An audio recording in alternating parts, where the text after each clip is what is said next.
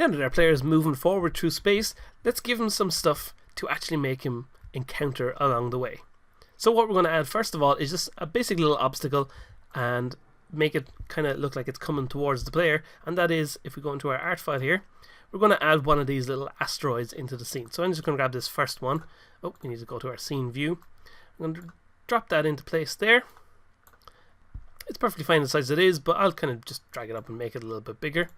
And then on this object, we're going to give it a box collider, so it's physically in the world. Actually, no, we won't give it a box collider. We'll give it a circle collider, so that it's physically there within the world and can interact with the player. That circle by default is kind of, it tries to approximate the size of the sprite that we have, but that's a little bit too big, so we'll make this smaller here by clicking on radius and dragging it down just a little bit there like that.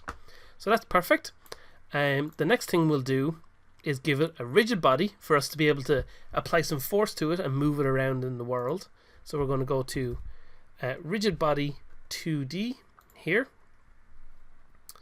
And we don't want gravity to affect this. We don't want it to be pulled down as we go. So we'll set gravity scale to be 0. And now that we have this object here in the world, what we want to do is give it the ability to move around within the game. So we're going to go and create a new script first. So we'll go to our script folder and create a new C# script that we'll just call basic move. And nice and straightforwardly, this is going to be the basic amount of movement we want to give the player, or give any objects within the world that are coming towards the player. And nice and simply, all this is going to do is move our asteroid from right to left along the screen. So we'll give it the ability to move. So we'll say we need a speed for it to move at, so that'll be public float move speed, like that. And then if we want to be able to move this object using the rigid body that we just added to it, we need to access that rigid body. So we'll say private rigid body 2D, that we'll call DRB, and as we've done many times now, we'll say in the start function the rigid body is equal to get component rigid body 2D, like that. And then in our update loop, all we're going to do is adjust the velocity of it. So here we'll just say the rigid body dot velocity is equal to new vector 2, no, I can't spell, vector 2, there we go, new vector 2, and on the x-axis we're going to make it move, so that'll be our move speed, and we're not going to make it move on the y-axis, so we won't make any changes, or actually we'll specifically say it has no force on the y-axis there. So there we go, that's our very simple and basic movement of our asteroid. So let's go back into the game and set that all up. So we have our asteroid here. Let's rename this to be an asteroid as well, because at the moment it's just got this weird long name that's not very intuitive at all. So we'll say asteroid, and then down here we'll add that script we just created, which is our basic move script. We'll set its move speed at, say, 5, should be okay. Actually no, sorry, we want to set it to be -5 because we want to make this object move to the left rather than move off to the right. So we'll just drag it off the screen here. We'll hit play, and as soon as our game starts, there you go, our object kind of comes flying in, hits our ship, and kind of makes us go a little bit crazy, which we don't really want it to do. It's probably moving a little bit fast at the moment, so we'll actually slow that to be that should be -2. -2. Next thing we want to do is our ship. We don't want it getting hit by these asteroids and kind of spinning out like crazy, so let's go back in here and go to constraints on the rigid body of the ship and make sure we freeze the rotation of the player. Now if we press play again, we'll see this in action. So now our asteroid comes in, but at the moment it kind of looks a bit weird. It's just kind of frozen there. If we look at it now when it's rotating away, it looks more interesting. It's actually doing something. It looks like it's got some real feeling in the world. When it's spinning away, it kind of looks like it's actually doing something interesting. So let's add some actual spin to the asteroid as it comes towards our player.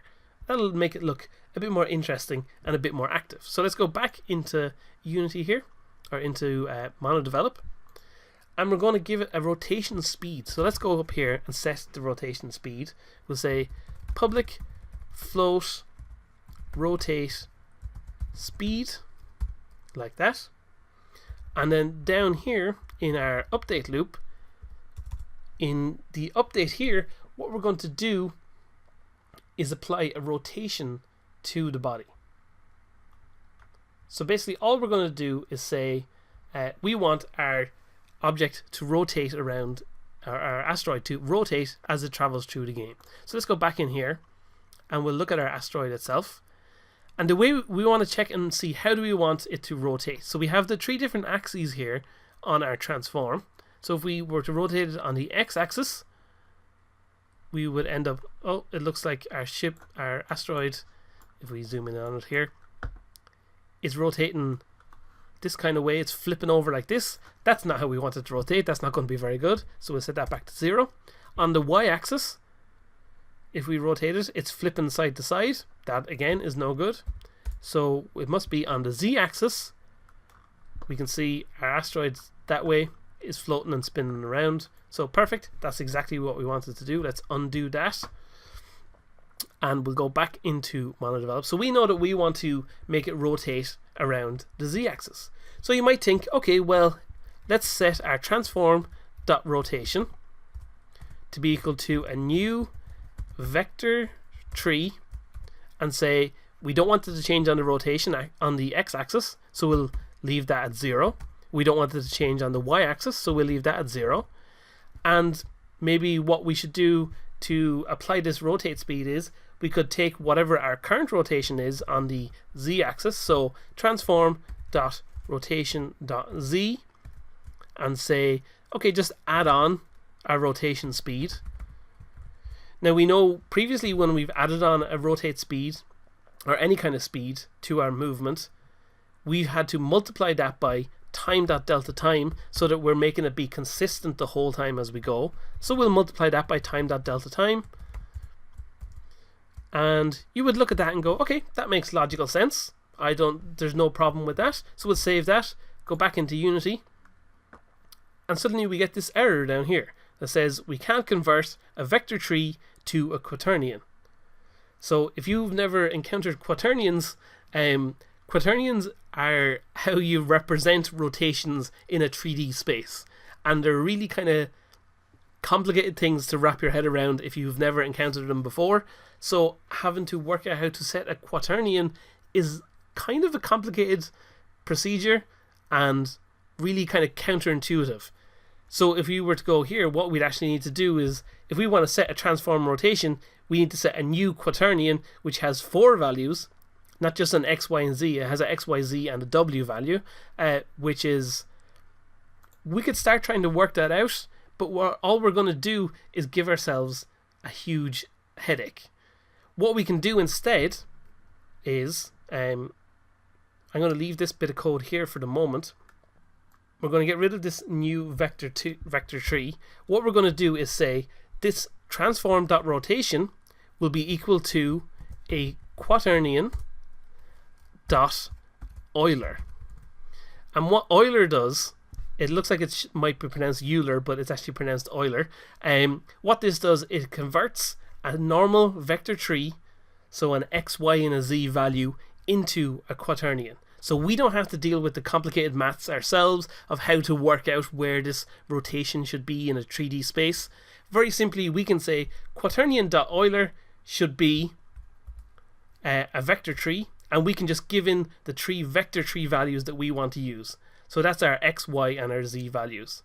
So we can just say, okay, on our x-axis, like you said, we want to keep that at 0. We want to keep the y at 0. And now we can take what is currently in our transform.rotation.z and add on our rotation speed multiplied by our time.delta time. But because quaternions are different, we can't just access the transform.rotation.z. That won't actually be what is reflected here in Unity. I mean, it would make sense for it to work that way, but unfortunately it doesn't. But what we can do instead is say we want to access the quaternion rotation, but we'll access the Euler version of it. So we can say transform.rotation dot Euler angles dot z. So that'll give us exactly the z that we see here, and then we can just add on our rotation speed and our time dot delta time. So all of that is to say that quaternions are really kind of a complicated maths thing to wrap your head around if you haven't looked at them before, but we can just completely avoid them and just use Euler angles and Euler here to say, okay, we just want to deal with it as if it was a normal vector tree, so we can think of it nice and simply. So now that we've written this bit of code, we can go back into the game here, let it compile, and we'll scroll down here to our basic move script, and once it's finished compiling, we'll add our rotation speed here, and we're going to set this to be, say, we'll just start out by setting it at 1 by default, and we can play around with it and see how that makes our asteroid move.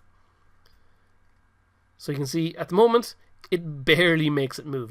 It is visibly moving it if you pay really close attention to it, but that's not really very good. So let's pop it up to, nope, not 455, just 45. And now we should see, there we go. That's a more reasonable speed for our asteroid to spin around as it goes. Now, if we have multiple versions of these asteroids on the screen, we don't want them to all be spinning the same way. Say if I was to duplicate this, and we'll put another one here, and another one here, and another one here. If they come in flying towards the player, it's going to look really weird if they're all rotating at the exact same speed. So let's randomize it just a little bit. So we'll make sure we still have a rotate speed value here, but down here, previously we've used random.range to randomize the value between two different numbers.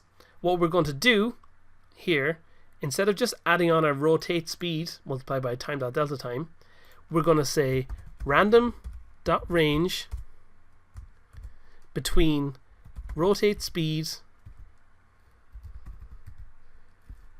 divided by 2 and whatever our current rotate speed is. So it'll be somewhere between, for example, on this one, it'll be somewhere between a rotation speed of 22 and 45. So we'll just put a bracket around both of those, so we have random.range between rotate speed divided by 2 and rotate speed. Now we could say between rotate speed multiplied by 2 if we wanted to, but we'll kind of keep it within a certain amount of range. Of course, that range that it can rotate between will increase if you change the actual rotate speed of the asteroids, but that's okay, that'll be perfectly fine too. So we'll press play here, and once it gets going, we'll see our asteroids come in, and now, although they've kind of got somewhat of a similar rotation speed, they are kind of all different, and just that little bit of difference between them, even though you might not look at them and go, oh, visually, oh yeah, they're moving at completely different speeds, in your head it kind of makes sense that, hey, they're moving slightly differently, so I can feel that they're not just like the exact same object. And that kind of that little bit of a feel of difference that a player might not necessarily obviously notice actually makes a big difference to how your game feels.